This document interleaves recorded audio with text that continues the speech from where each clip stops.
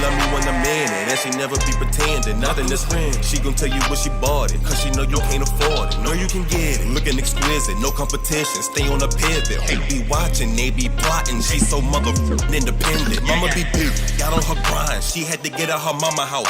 Daddy be tripping, now she be whipping. Ain't no more on granny couch. Fashion over, got that air looking different. Make me wanna put her all in my mentions. Feeling like she was. Hello. Welcome everyone to the eSpot with Camille. I'm your host, Camille Cower, and I cannot wait for you guys to meet my guest today. He is a huge athlete, and I'm saying that in the figurative sense as well as in the popular sense. He's worked for the CFL, the NFL, the WWE, the DROP. His podcast is going to change names, so maybe I shouldn't say the DROP, but needless to say, I can't wait for you guys to meet Dan Matha, and I'm bringing him in right now. We'll hear more from him and see how things are going his way. Hi, Dan. How are you? Hello, Camille. How are you doing? I'm doing well. See, I'm trying to press your name so they can see your name as well. Now, you have done some amazing things, and I really love watching your podcast. You really promote positivity in a way that, stereotypically they don't normally hear from somebody that has your background with being in the NFL and the CFL as well as WWE. So I really just want to know, how'd you get your start in football, and also this positive attitude that you have? Is it something that just came naturally with you, or did being an athlete kind of grow that? The positive attitude I have had since as long as I could remember. Okay. And a lot of that has kind of come in. It's kind of come, I think that there's just something there. I'd like to take credit. I think I've cultivated it along the way, but I think there was just always something kind of there, this spark in the dark, right, that has always kind of led me in that direction. And it's been a saving grace for me in my life, because growing up, I didn't grow up in the most privileged of environments. I grew up at like the lower socioeconomic bracket here in the United States of America. And, you could look at it on paper and be like, oh, that's, he had a pretty rough upbringing, and, things weren't that good. And you could look at it, and if I didn't turn out well, you would understand why. But I think those things are some of the reasons, to answer this question full circle, is why I am so positive, why I am kind of preaching or practicing and trying to shed light to this other mindset, this positive mindfulness that I've experienced. And these are all things that have kind of helped me in sports. They cultivated this. It was an incubator for this thought process that I had, or this, whatever it was inside of me. Because, it could have been extinguished if I did. Maybe I always think if I didn't find football, maybe things wouldn't have worked out the way that I would have, the way they have, or I would have liked them to. So football for me, when I was young, I just remember seeing football when I was at a very young age and being like, I just want to be a football player. And I remember watching the 96 Super Bowl. It was the 49ers and the San Diego Chargers. And I was a huge fan of Steve Young and Jerry Rice. And I remember just seeing that and just being like, I want to be a football player. Now, fast forward a couple of years, I didn't end up start playing football until I was like 13. But since then, from that point, I knew that I was going to be a football player. Yeah. I didn't know how it was going to happen or the way I was going to figure it out, but the universe found a way to bring football into my life. Yeah. Now, at what point did you realize you were really good at it to a point where you could play on the college level? Because you played at Pitt, like it's a really good school. Yeah. Yeah. So probably in the 7th or 8th grade, I started playing when I was in 6th grade. And for everyone out there that like looks at a polished product, when I first started playing football when I was in 6th grade, I sucked. I sucked at football. I had never played it. I was going through a huge growth spurt. In the 5th grade, at the end of the 5th grade, I was 5'9". The beginning of the 6th grade, I was 6'1", which I Wow. know people are like, oh, fifth grader at 5'9" is huge, but like that jump between that growth spurt was just huge. So I was like a puppy, just running around, running into shit without even knowing what I was doing. So the first month of football was really hard on me, and it was a tough go. And so there was a time where I even thought about quitting.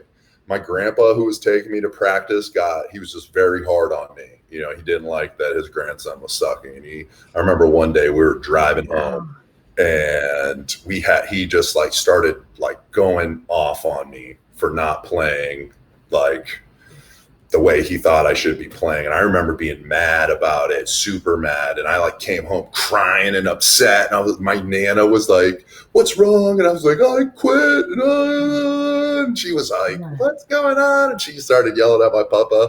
And then like my Nana and I started talking, and she just was like, "You're not going to quit.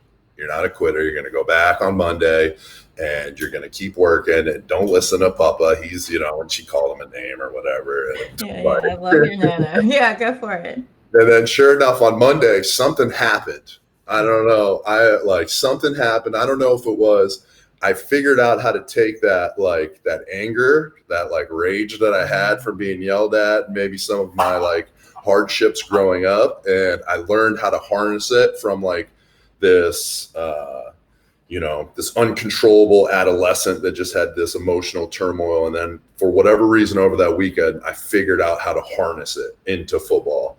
And there was like literally overnight change. And I just started like making all these plays, and my coaches were like, "Who is this guy?" And then sure enough, I played really well that year, the next year as well. But 8th grade, I would have to say, was the first time that I realized those dreams of being an NFL player were very serious. I was on the front page of the sports section in my hometown from Erie, Pennsylvania, and that started picking up some buzz. And then in the 9th grade, I got recruited, which you're not allowed to start getting recruited until you're like 11, until you're a junior in high school. But I started getting recruited by Michigan and some big schools early. And I knew then, I was like, "Oh, I've got this." Jeez, that's pretty amazing. It's like you said, at 9th grade to already start getting recruited, but not just recruited by any old school, but by big schools that are known for having a really great football team. What made you decide on going to the school that you went to? So the University of Pittsburgh at one point wasn't even on my top 10. Okay. They weren't even in the thought process because they were close, because Pittsburgh is only 2 hours south of Erie. And I wanted to get as far away from Erie as possible. And I was looking at schools in California, Iowa, Florida, just all over the place, anywhere but Pennsylvania. Yeah. And there was a coach at the University of Pittsburgh at the time of the name Paul Rhodes. He was the defensive coordinator, but he was the recruiting coordinator for my area. See, for collegiate teams, each of the position coaches have an area of the United States in which they're responsible for recruiting. And Paul Rhodes just so happened to have my area. And Paul Rhodes was he was the epitome of like what a man is, like what a fully evolved masculine like entity should be. And he just, something about the way him and I connected and our relationship really kind of solidified Pitt from not even being in my top 10 to being the school that I committed to. Wow. Okay. Now, you went on to play for the NFL, but everybody most recently knows you with doing WWE. So what made you make that transition from football to WWE? Well, I had a dream. So let me start this by, I'd always knew that when I got done with football that I was going to give a go at wrestling. Okay. And I don't know what it was or why. I just remember being like, pro wrestlers. When I was younger, I thought they were super cool. And I was just like, I could be a pro wrestler. And you're 6'8", right? What's that? And you're also 6'8", so why waste all that height? Right. And then at the time I was 25, I was 26, and I wasn't even, I mean, I'm not even in my athletic prime yet at that age, So it was just like, do I waste, everything that I've worked for over all these years to just get a regular job? I mean, there's going to be regular jobs waiting for me whenever. And I've always kind of dictated and made decisions based on when death comes from me. Like, will I go with a smile or will I go kicking and screaming? Right. And I've always wanted to go with like a peace of mind and been like, I did all that I could on this plane of existence while I was here. So that kind of made that decision easy. And then also while I was in Canada, so this is the crazy part. This is how I knew that I was going to do this. Okay. And it didn't matter the circumstances I was in, or that I had no idea even how to get to the WWE. I didn't have any connections with them whatsoever.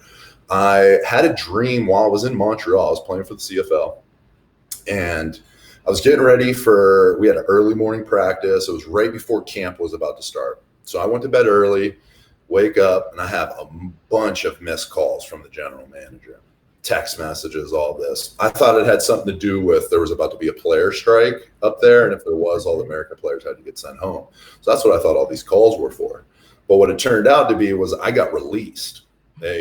You can only have so many American players on the team. One of the skill guys got hurt, so I was a lineman. They usually don't use linemen for the American spot. So I got released. At the time, it was just, I was so mad because they had me on the hook for like 6 months, and it was just like, man, I just can't catch a break right now. But I'm in the airport drinking some airport beers, because I'm kind of sad. And I remembered that I had a dream the night before. I had a dream that I left Montreal and I started wrestling. And I just am sitting in this airport, sitting at this bar, and my agent's blowing me up because there's a couple other teams that are looking to sign me right away just because linemen are in high priority up there. And it was just, he was calling, hey, Hamilton's looking for you, Saskatchewan, blah, blah, blah, blah, blah. And I just was like, I hit him back and I was like, yo, Al, thank you for everything, but I'm done playing football, man. Wow. And he was like, okay. And we kind of parted ways from there. And then I called one of my inner circles, my offensive line coach from University of Pennsylvania. That was the second school I ended up transferring to. But him and I are really close even to this day. He's a guy I kind of just go to with any major life decisions. And I told him about this dream, told him about being released. And then I just was like, dude, I'm going to become a pro wrestler. And he just was all for it. And from that moment on, it was just like, okay, let's figure this out. Let's figure out how we're going to be a pro wrestler. So I moved back to Erie, and because I was like broke. I went into the negative to drink those 4 airport beers that I had in my debit card. Oh, no. So I called my papa, and I just was like, yo, papa, I just got fired, blah, blah. I need to figure out my life. And then he just was like, all right, Daniel, you can stay here. So I stayed in his basement for like a week, and I was like mourning / like depressed / researching. And I figured out that I needed to find a wrestling school, and the rest is history from there. Okay. I mean, to give up, I guess, about 12 years of playing a sport that you were, professional level good at, to turn around and have a dream and decide to just throw it all away. I could understand having a week to kind of lick your wounds after that, because that's a long commitment to something to just turn around from it. I mean, granted, you had people wanting you at the same time, so it's always nice to leave, I guess, at a point where people still want you. But wow, what was it like? Yeah, go ahead. It was one of those things where my dream was always to get to the NFL. And things kind of fell through. I got brought in by the Cincinnati Bengals, and some things fell through. And that's why I ended up in Canada. And when I decided to truly be honest with myself, I realized that the Canada experiment was really me just chasing a paycheck. And my heart wasn't fully in it anymore. And I had realized that I'd been stuck for so long on this, like my dream, making it to the NFL. And like part of, you asked like what kind of drew me to football. Yeah. And one of the things that drew me to football was obviously like the athletic endeavor and, competition and proving myself and all of those things. Right. But another part of it was the escape. That was my way of getting out of the circumstances that like I was brought up in.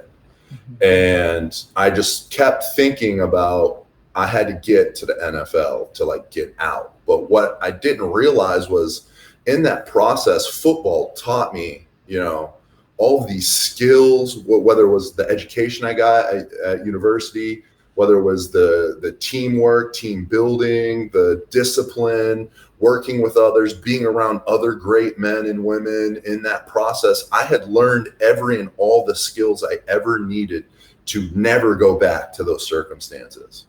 And when I realized that, it was like, oh, I've already accomplished what my true mission was with football. Like, I did my childhood dream of being in the Hall of Fame and being playing for 12 years and making millions and millions of dollars. Like those things didn't come to fruition, right? And if you look at it from that standpoint, then it's a failure. But when you look at it from the true standpoint, what my real thing was learning, developing experiences. I have a lifetime experiences with some great human beings because of football. And like, to me, like what I did was beyond the success of millions of dollars and beyond the success of status and fame. So there's not a high percentage that make it to your point. So that's smart. Yeah. I mean, just making it to where I made it was an honor. And so when I had that thought process and when I was really honest with myself, it was like, oh, this chapter of my life is over. I'm not just a football player. I'm a human being. I'm Dan, I'm Daniel Lewis Matha, and I'm more than a football player. I have other dreams and desires and talents, and I have other outlets to give to the world. And let's start using them and let's start exploring them and let's start living life a little different. Because when you are so focused on one particular, especially an endeavor like football, you're so hyper focused that you almost miss out on a spectrum of life because you have to be so tunnel vision that you miss out on vacations, you miss out on summer, going to the beach, hanging out with friends, partying, food, this and that. There's a lot of things that if you want to be the best, you have to sacrifice. And I don't regret sacrificing those things, but it was just at that point in time, it was just like, let's live life a little bit differently than we have been. You deserve it. You put in a lot of work. Jeez. And so what was it like when you walked into wrestling school that first day? How did you feel? Did you feel like I made the right decision right away? Or was it, what have I gotten myself into? Oh, yeah. So I was that dream. And, so between the dream and then even before the dream, always knowing that I was going to get in wrestling, there was like this almost like manifest destiny, like ambitious motivation that was just so hot. It just couldn't be put out. So like getting there, I was just so amped up and determined to just like be there and be good at it. But like anything, like when you don't know it or you're not skilled at it, you don't know if you're really going to like it. Like I thought I was going to like it. And I enjoy, I enjoy the physical aspect of it, the training, all the competition, then the theatrical aspect of it. But it took me, because the way wrestling is, you have to learn a lot before you ever actually get to actually perform in front of people. And some of those, some of that learning process is difficult because I don't care how good of an athlete you are. Pro wrestling is something in of itself, just completely different. No other sport. I don't care. I've seen some of the greatest athletes come into the WWE Performance Center and they suck. They suck at wrestling. Every single one of you. Anybody that's watching this that thinks they're going to come in and kill it right away, I'm sorry to break it to you. You're going to suck. And you're going to suck for a while. Yeah. But there is hope at the end of the tunnel if you keep putting in that work. And I remember being about 2 months in or 3 months in, finally kind of after, 6 days, 7 days a week of training, starting to finally actually have matches. And like, I'm not even having matches in front of people yet, just having in-house matches. Mm-hmm. And I remember having like what I thought at the time was a good in-house match. And I remember driving home and just like laughing uncontrollably out of nowhere. And it was like, I looked at myself in my rearview mirror and I realized that I had made the right decision. Oh, fantastic. I was like, this, like, not that I had doubted myself, but it was like, you did it. Like, you made the right decision and this is your calling. And I opened up an aspect of my being that I didn't even know that was really there in terms of like artistic, creative endeavor. Because I never really viewed myself as a creative person. I had a serious girlfriend from like 18 to 23, and we were so opposite. I was like the stereotypical jock, and she was like your stereotypical like artist, and like we could have been so different on a multitude of aspects. Yeah. But there were certain things that obviously we were, kept us together for 5 years. So there were certain things that worked. It was like those opposites attract type thing. Right. Okay. But I had never thought of myself like her in terms of like creativity. I'd thought of creativity as painting, drawing, music, poetry. And I'd never thought of it in terms of, verbally, in terms of performance art and pouring that into the professional wrestling template. And when I did that and I was like, no, dude, you are creative.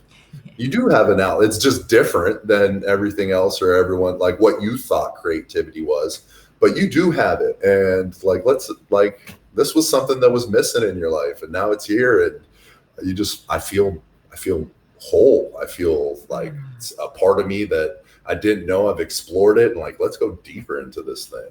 Wow. So what made you create your character? What were some of the challenges you had to overcome to even make that come to fruition? Because you were it's Dorian Mak, right? Yeah. Well, yeah. So tell us a little bit about creating that character for yourself. What was the process like? Honestly, creating the character was really easy because what I did was I just took a part of myself and I pulled it away from me, and then I just kind of built on it. And it's the part of me that, so when you're a young man, and like we all experience, men and women experience, we get this pressure from media and movies and TV shows on how a man's supposed to be, right? Like, I've never seen a magazine cover with a man that didn't have a six-pack and wasn't jacked. And there's this, like, you're supposed to act this way, and you're supposed to be tough, and you don't cry, and only emotions that you feel are anger and happiness, and that's it. And it's just like that typical masculine energy that kind of gets preached to us. And, in recent years, it's kind of been demonized, the toxic masculinity, right? Mm-hmm. And I remember when I had this moment, this kind of one of the epiphany moments in my life, and this hopefully it happens to everybody. I realized that I didn't know anything. And up until that point, I thought I knew everything. And when I started realizing I didn't know anything, one of the things that I stumbled upon was that this facade or this like propaganda of how I'm supposed to act as a man is not true at all. And it made me really mad. I remember being angry that like I bought into this too, like I bought into it, and I behaved in certain manners based on that. And it just made me really mad. And that, which was good. It was a great experience for me because then I learned that, and then I was able to kind of get outside of that and really just be a human being. And but for Dorian Mak, it was like, oh, I'm going to be this toxic masculine character, and it's easy to play on because I know how people perceive me when they see me, like just from first glance, I'm 6'8", I'm 290, I'm jacked. People people perceive me as attractive and I carry myself in a confident way. So until someone talks to me, a lot of times they kind of have this like, thought process that I am this, like, lack of better words, a douchebag. So I just played on that with those, with that toxic masculinity, because I played a villain, because nobody wanted to play no one wants to play a villain right now, particularly in the WWE. Everybody wants to be the good guy. And I just looked at it from a business standpoint. It's like, well, every great movie needs to have a villain. There's got to be an antagonist. And if no one else is going to do it, I'll do it. I get to act in a way. I looked at it. I get to act in a way when I go through that curtain, my music hits and I walk to the ring. I get to act in a way that I would never act or could even get away with. Right. So it was just like, oh, I'm going to just dive right into this. And so that was kind of the origins of the character and building it. And then some of it too was just that being the centerpiece of the character. I also just added just how can I be as over the top and extreme, like almost like corny silliness that I could add into this, but be as serious as possible. Yeah. And it brought quite a bit of I thought, like, comedic relief into this intense badass that I was as well. Nice to show your different layers as well, and range, as the actors say. Now I'm curious, what do you want to? Because I've watched some of your episodes of your podcast, and I'm curious, what made you get into that, and where do you see that going? So I've always wanted to get into like radio, and then podcasts came along, and then it was just like a no-brainer. But I think the origins of me wanting to get into radio is like my dad and my grandfather, when I was younger, had CB radios. And for anybody that doesn't know what a CB radio is, it's like this old, lot of truckers, walkie-talkies, imagine. And I remember my dad just like talking on this CB radio late at night sometimes, just random strangers. And they would talk about and they would just talk about the craziest stuff.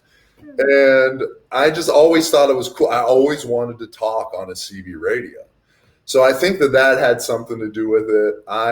In 2013, when I first started training for wrestling, I was in Louisville, and this guy that had a podcast at the time, it was called Superhuman Radio. He worked out at the same gym that I worked out at, and he saw me, come in and start training, doing all this crazy intense workouts that I was doing. So one day in the sauna, he just started asking me my story, and I told him, and then he was like, hey, I have this podcast called Superhuman Radio, and it's kind of built around like these superhumans. So like, would you want to be on it? And I just was like, yeah, sure, I'll be on your podcast.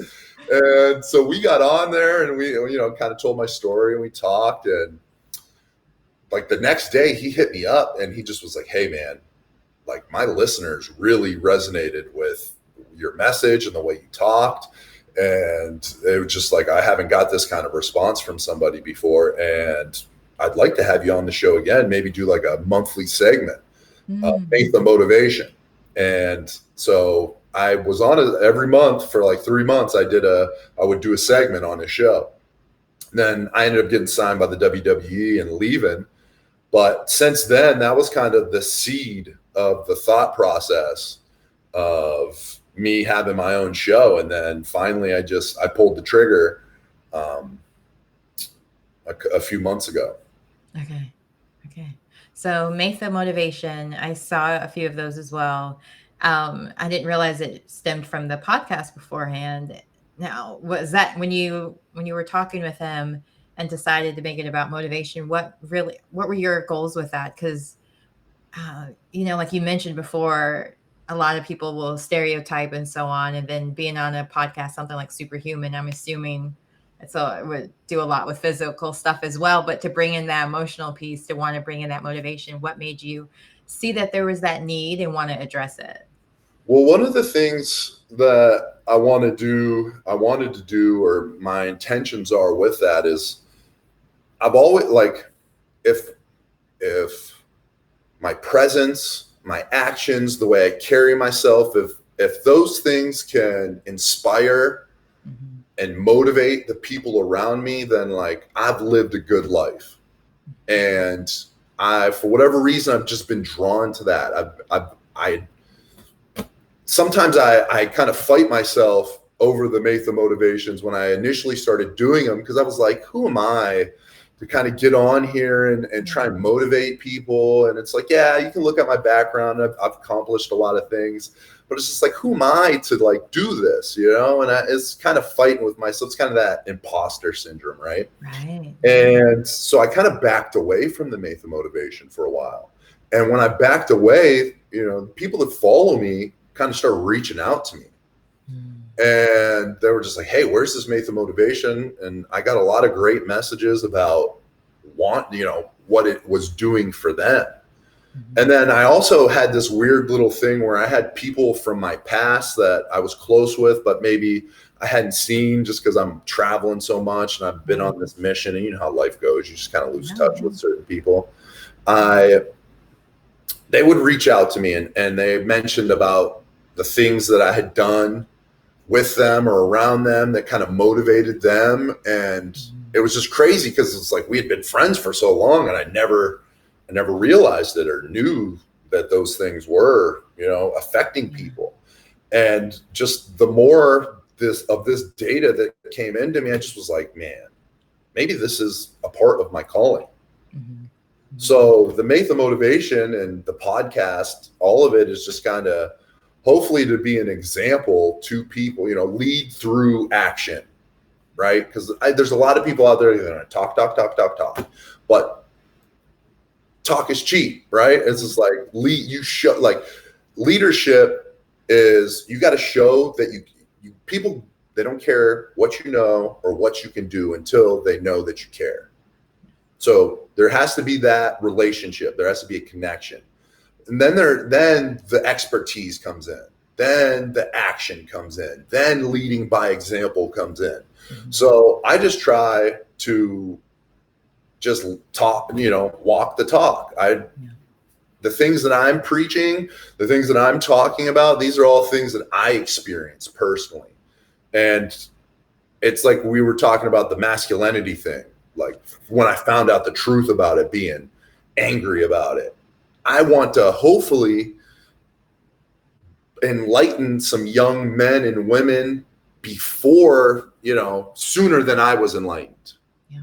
And hopefully my message kind of, you know, you see a guy like me, the stereotypical masculine man, right? And it's just like, hopefully I can be like, no, it's okay to have emotions other than anger. It's okay to be sad. It's okay to feel betrayed. It's okay to, you know, whatever you're feeling is okay, because you're a human, you know, like you have feelings, that's okay. And it's okay to cry. It's okay to deal with those things.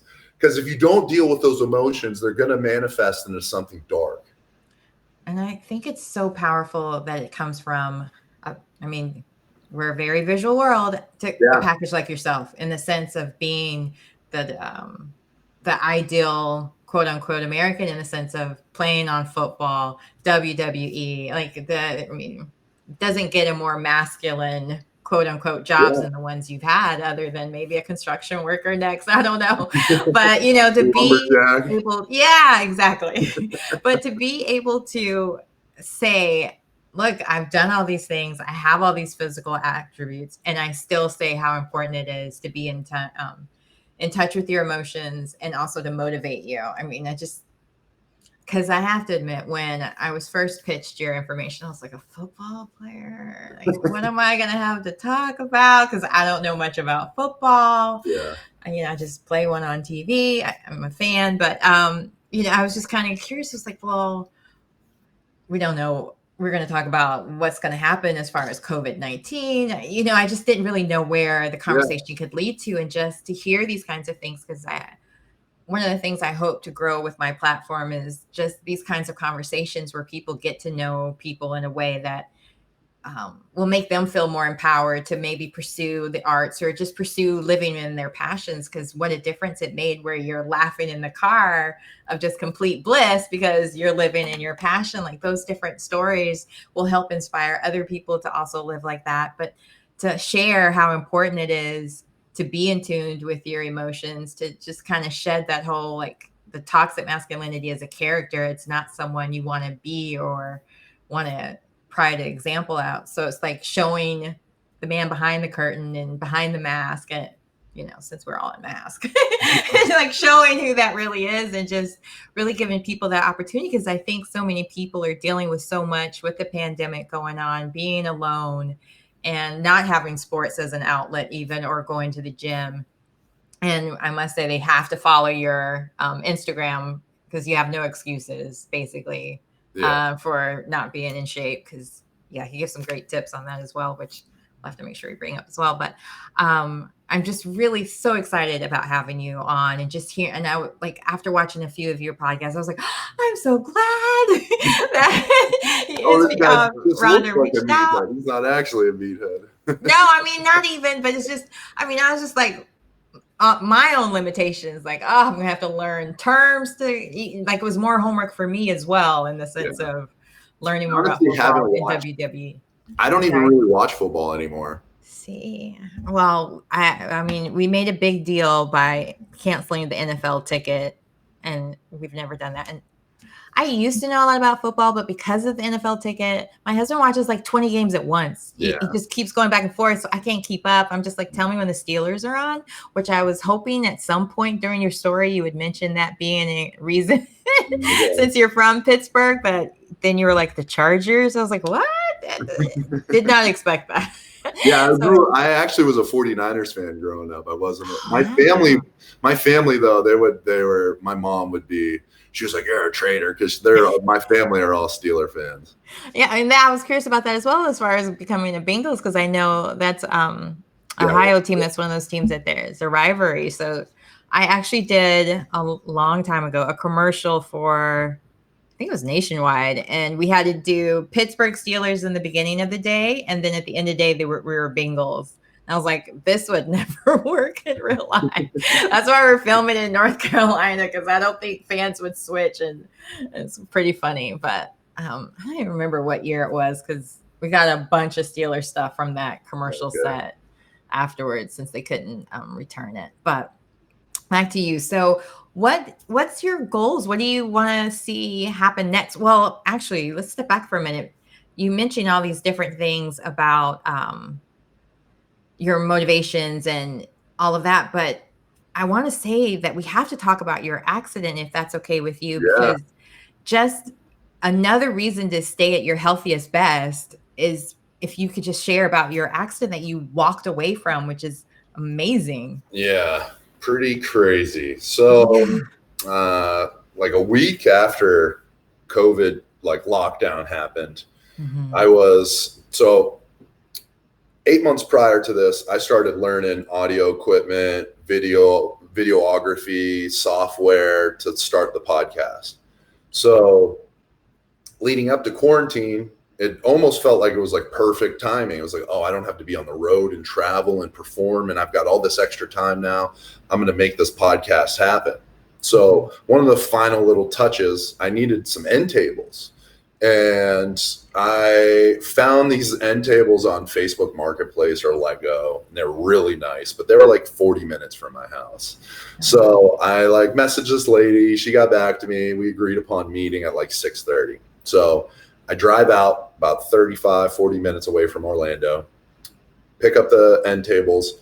On the way back, I'm driving home. I'm going down this rural road. There's no side streets or anything. It's all kind of field. And I'm going down the road. It's 7 o'clock. The sun is beaming, but it's almost on the horizon because it's close to sunset. And I'm driving and I'm approaching an intersection. And I'm getting closer to the intersection, and I'm assuming that I'm going to have to stop, right? Either street light or stop sign. I get a little bit closer, I don't see a street light. Get a little bit closer, still don't see it. And I was like, there must be a stop sign. I look, no stop sign, no street light. I'm like, this is weird. So I get a little bit closer and I still don't see anything. So I let up off the brake and coast through the intersection, just assuming it was one of those intersections that only had stop signs one direction, which Florida has, and they're very dangerous intersections. But so I let off the brake. I'm like, and my last thought was like, this is a weird intersection. And the next thing I know, I'm getting put onto a stretcher and I'm getting put into the ambulance. And they rushed me to Orlando trauma. So in that process, what happened was at 60 miles an hour, I collided into another vehicle and I got ejected through my front window. And I didn't have my seatbelt on, which I know everybody yelled at me. I know. But honestly, this was one of the rare occasions where not having a seatbelt, I believe, saved me. Because when you look at the car, and you can go on my Instagram for anybody who's listening to this, I have a picture of the car. The car is so mangled that if I would have stayed in the car, I don't know what would have, there's so many different things that could have happened.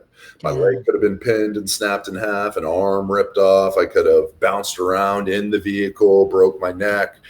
When I got ejected out of the car window, I could have landed on the street and another car could have ran me over in the process. But for whatever reason, none of that stuff happened. I got ejected through the front window, landed, and when I woke up, so I said the first thing that I remembered was getting put on the stretcher. But there's a more vague memory that flashed back to me about a week later after the accident of me getting up and there being people all over me. 3 people standing over top of me, cars everywhere, the ambulance coming.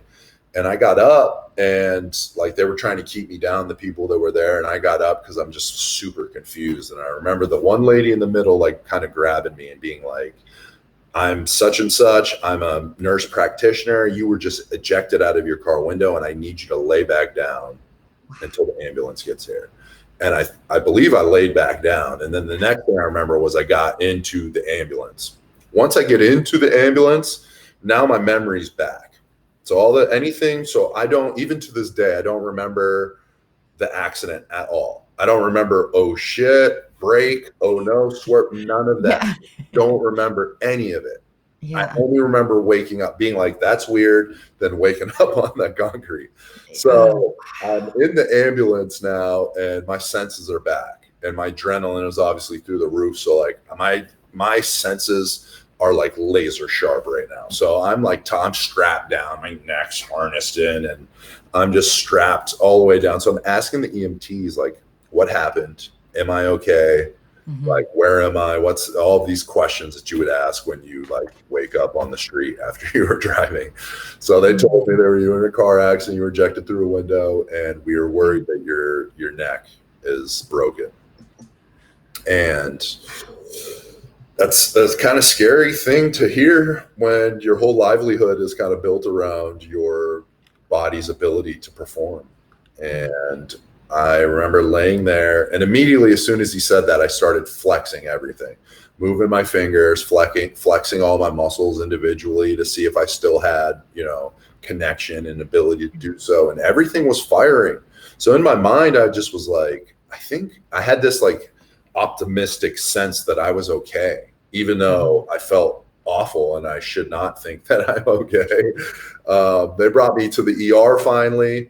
There was like a room of people waiting. It was like a scene from ER. Like there was a squad waiting for me. I get out of the ambulance. They start poking, prodding, running every test on me, asking me 100 questions. Right. Eventually, they get me into the CT scanner. I get into the CT scanner. They do their thing. I get out. I wait about 20, 30 minutes for the doc to review it. The doc reviews everything. He comes back into the room and he goes, I don't know who you are or where you're from, but there's nothing wrong with you.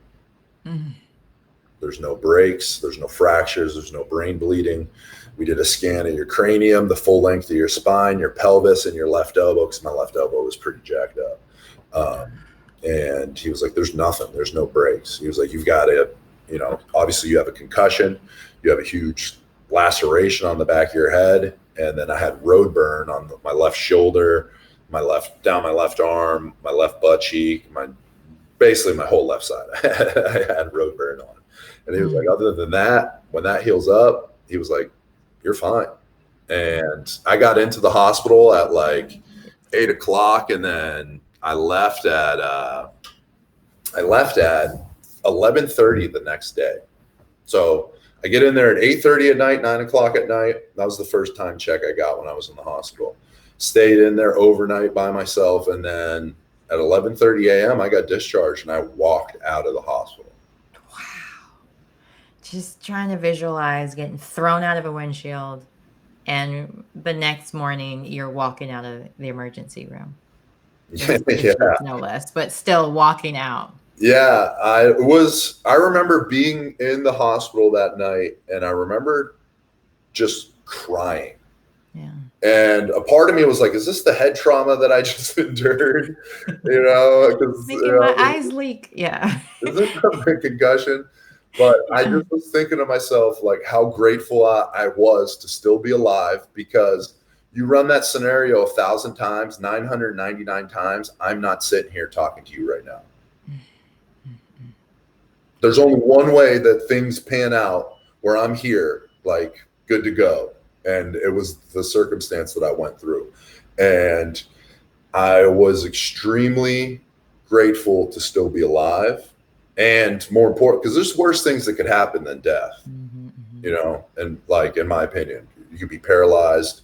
You could be, because I've been in, you know, it's not my first injury. I've seen some major brain trauma units where guys are moving. So when I was 22, I fell off a building and broke my pelvis. Another long story. We could get into it another time. I recovered fine. It took me a little bit longer than this one to bounce back from. Okay. I was a wild youth, Camille. I was a very wild youth. You're like the $6 million man, indestructible. So I felt like Bruce Willis from Unbreakable. Yeah, that's it.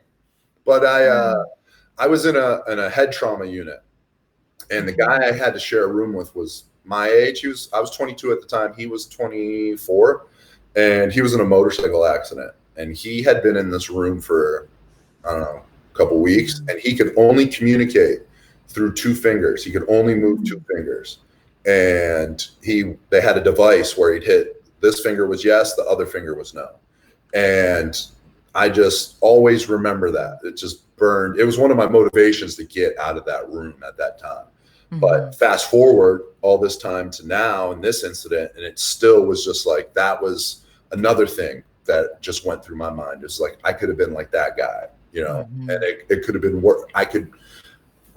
In my opinion, there was just worse things that could have happened. No, for sure. I was really fortunate and lucky, and all of those things that I had ever thought, you know, that motivation to be more than what I was told I was going to be when I was younger, that spark I had inside of me, the self-confidence that I can't really explain that's inside of me, that like, I'm going to do something of value in this life, and not just for myself, but for others around me.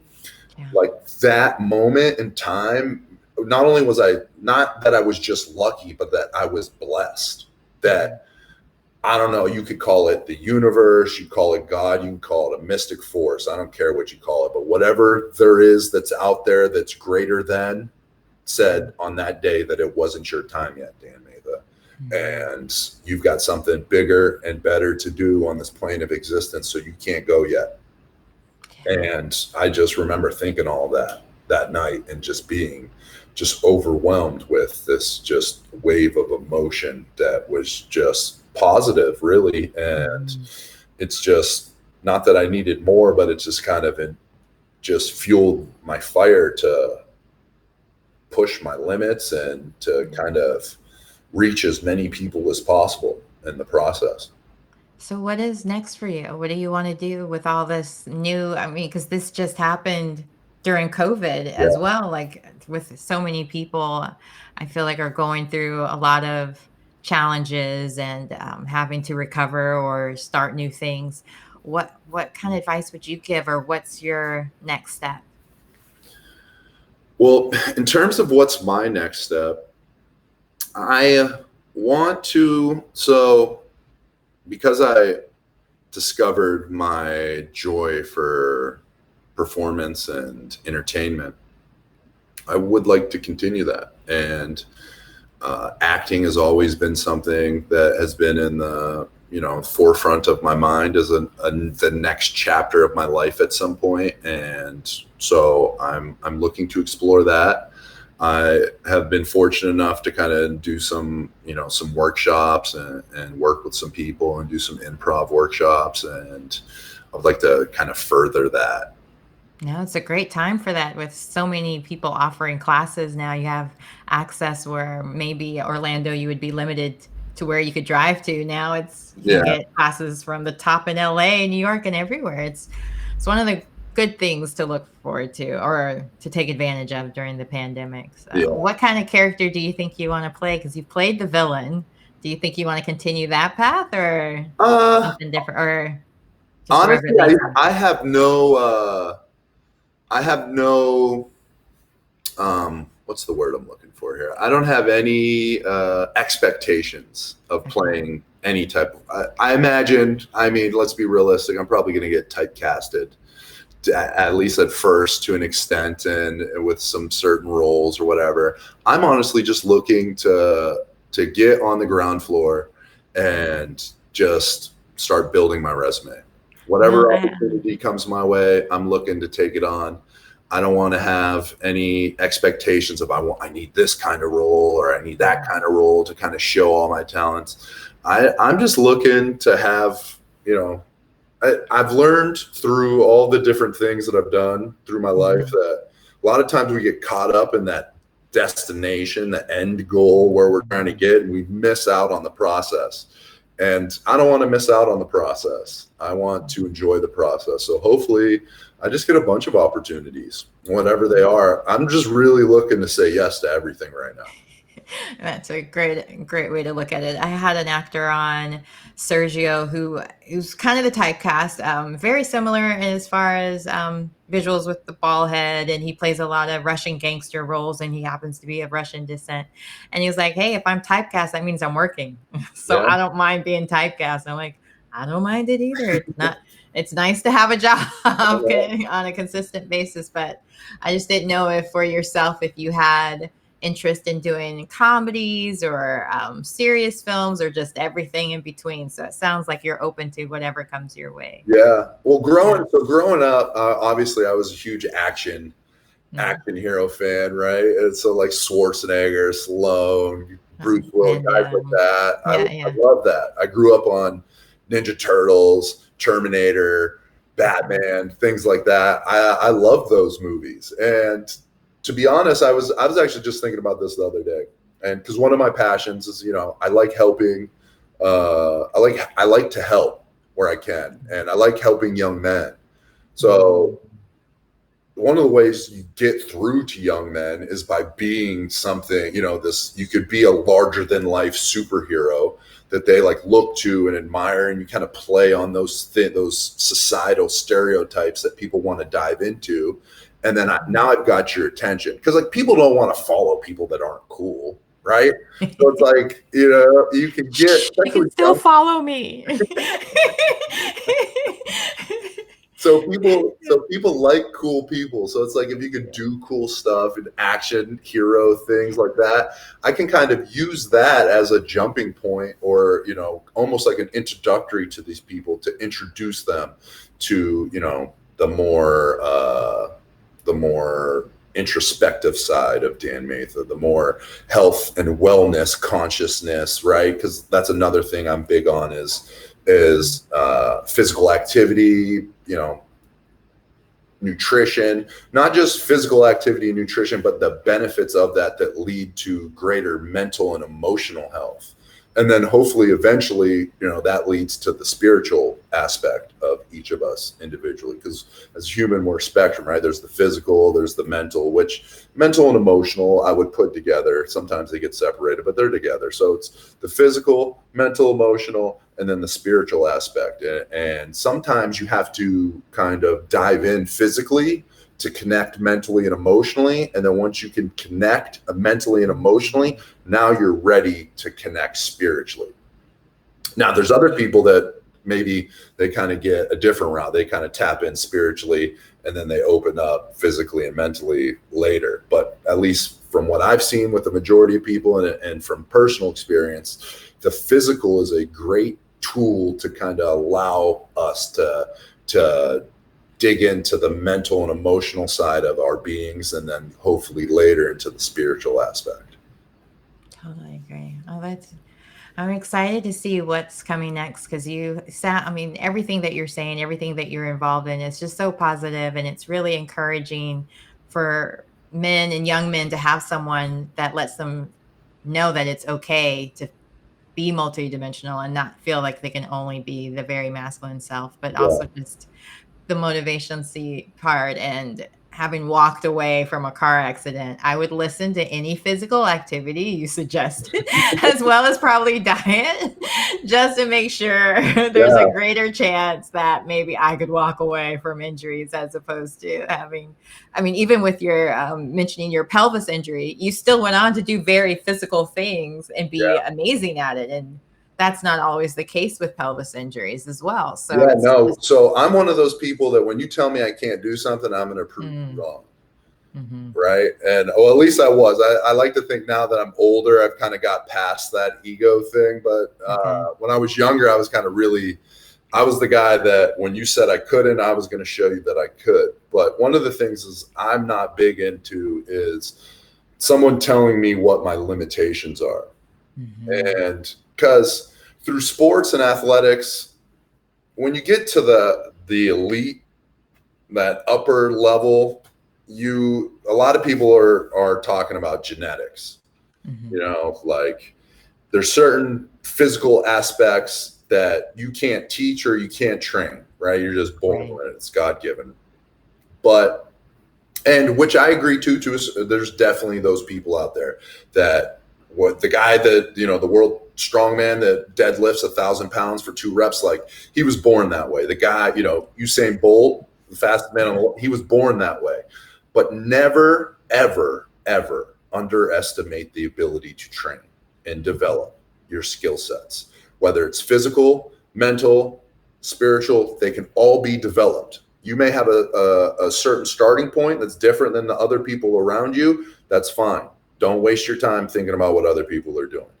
See where you're at, and your only goal is to be a little bit better tomorrow than you are today. And if you have that mindset, you can develop yourself. You could be at the very bottom in terms of a particular skill set. But if you put enough energy, focus, and determination into it, you can bring yourself up to an elite level if you really want to. So I've never been one to be told about my limitations. And when injuries happen, I remember I had a doctor because I broke my ankle when I was 15. I was a sophomore in high school. My ankle broke. It was pretty bad. It I dislocated, broke the fibula, tore all the ligaments. I could see the grass in my cleat. It was gross. Oh my dear gosh. Yay. The doctor he told me, recovered. He said, you'll never, he was like, you'll never be the same. And you'll never, when you have an injury, you'll never be 100% what you could have been before the injury. And when he said that to me, I was just like, I'm gonna prove that wrong. So that's kind of where I really dug into a lot of the rehabilitation exercises, the strength functional exercises, to make sure it's like, okay, maybe structurally I'm compromised here, but like I can develop these other muscles around, and I can like overcompensate with those to kind of mitigate any losses I got from the injury and be better than I was before. Yeah. So I'm not really into people talking about your limitations.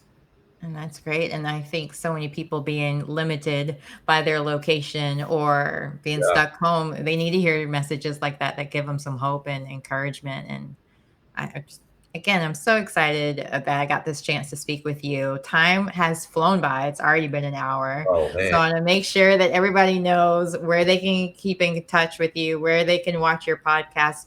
or vlogcasts, vlogging. Yeah, it's a little bit of everything, much like this. So yeah, please share all of that so they can keep up with you, because we definitely want to see where you soar to. Yeah, I'm really easy to find. I'm on I'm on all of the major social media platforms. That's Twitter, Instagram, TikTok, Facebook. Dan Matha, search my name. Same with YouTube, Dan Matha as well. My podcast, The Drop, is on YouTube as well. Just a little disclaimer: there's going to be a little change of the name for other reasons, but whatever. It's sometimes things happen. I got a cooler name in the works, but I'm not going to say it because someone stole the last one, so no one can steal this one. Yeah. But the podcast will continue. The same spirit is there. The name will change. It's actually going to be a cooler name, so it's actually a good thing that this worked out that way. But you just search Dan Matha and you will find me anywhere. All right, great. Well, again, thank you so much for being my guest today, and I hope you have a good rest of your week. And it was my pleasure having this opportunity talking with you. It's really, really great information that you shared. So thanks again. I appreciate you having me on the show, and I enjoyed our conversation as well. So I'm very grateful, and thank you. And you have a blessed week. You too as well. Thank you. All right. What a great conversation. See, you got to not judge books by its cover, or in my case, by the EPK. No, I was just like, oh no, I have to learn so much about football in such a little time. And WWE as well. I used to watch it a lot when I was younger because it was huge then. We had Ric Flair and Junkyard Dog and Let Me Stop Aging Myself. But he was so much fun to talk to. You make sure you follow him on all different social media platforms, just like he was today. He's like that on his show as well as on his Instagram and TikTok. It's just very positive and encouraging. And I mean, who can't be inspired by someone who's walked away from being thrown through a windshield, being hit at 60 miles per hour? Like, I have to say, I need to work out more. Basically, that's what I'm learning. All right. Well, you guys have a great day. Don't forget, tomorrow I will have Keandra Luckett, who is an amazing singer. She actually has a song, Trouble Doesn't Last Long, that is climbing up the charts, and a great segment for tomorrow, considering all this talk about spirituality. She was a gospel singer that I'm blanking on the group's name, so forgive me, because it's spelled different than how it's pronounced, so I can't think of the name. But anyway, she will be on tomorrow. Make sure you join me tomorrow at 6 p.m. I hope you have a great night, and I will see you guys again tomorrow.